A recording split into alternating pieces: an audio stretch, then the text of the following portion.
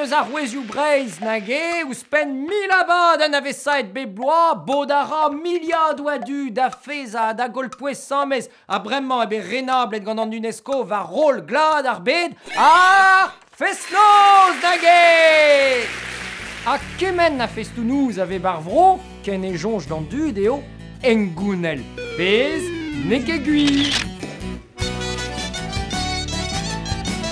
Hag ar festnouz vel ma gwell e you an day e pad ar gwelioù ar vakañsoù pe fin ar zan a zo festnouz mod neve be savet er bloavioù anterkan a dekatriugen.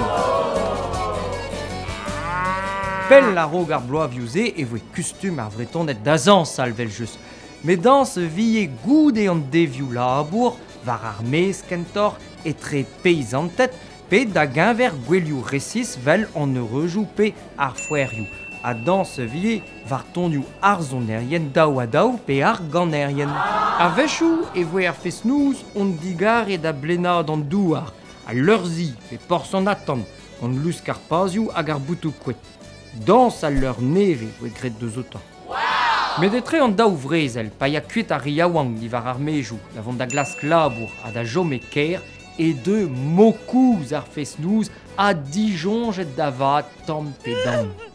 On dornad eg tud ne saet ar festnouz a varo da veo, e nou ven a hanner loiz ropars.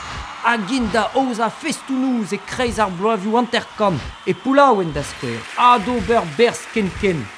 Kaset ar festnouz deus leur an tiegez da zal ar gwelioù. Krewar war hiz ar bloavioù dekatriugen, a drugar e da alan stivel, hag en eus sachet evez an dud var zevenad ur Breizh, a broudet ar vretonet da reiñ lans deus on erez en dro. Gouzei zo bet gounet tachen gant ar festnouz e Breizh a bez, a pell ar roi, ba kerioù l'er ma voe niver eus ar vretonet divroet. Ur festnouz mod neve, kisker, gant binvioù neve, a dansou a bep seurt eus Breizh a bez. Dalc'het vez gizioù kouz mem eus tra.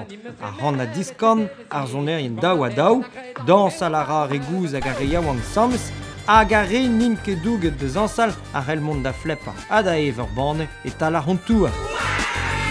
A drugar et ar festounouz ez eus bet dalc'het beo on toulat dansou, an dansou roun pe an dansou tro giz ma vie larg e chal gant ar regouz, e Breizh a bez eus roun pagan betek roun Saint-Vincent, sur oust. Ur jonjal da ziskar roi pa ve koz eus ar festnoz, ne ve ket raliet ar bizbien gant an amezek, a neus ket dim da zon boutou kouet a gal.